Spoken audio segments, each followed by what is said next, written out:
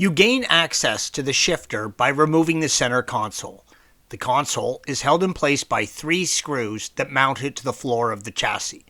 In order to access the 2 screws in the front, remove the frontmost part of the console.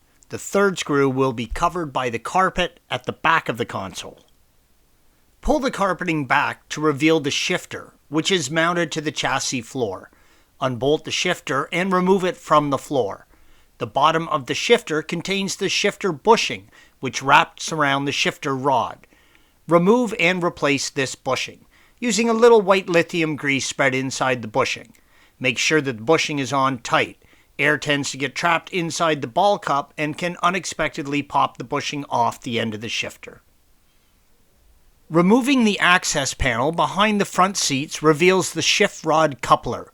The 2 bushings in the coupler often wear with use, as sometimes does the small cone screw that holds the coupler in place.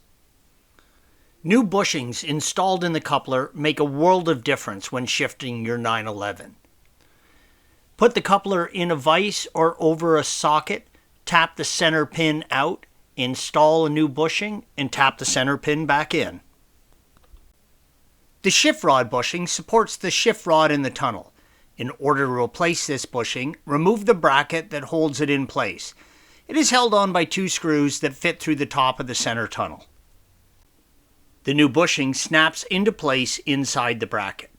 Make sure to spread some lithium grease on the shift rod before you place it through the bushing. The procedure for adjusting the shifter is simple. Reattach the shift coupler to the transmission, but keep the clamped end of the shifter rod very loose. With the transmission in first gear, place the shifter into the upper left-hand corner of the shift pattern. Now clamp down on the shift coupler. The shift assembly should be properly adjusted in this position, and the shifter should clearly lock into all gears, including reverse. However, depending on transmissions, chassis, and linkages, this doesn't always work on the first try. It may be necessary to loosen up the coupler again and play with the final adjustment of the shifter. Thanks for watching. Be sure to subscribe to our channel and check out another video in this series.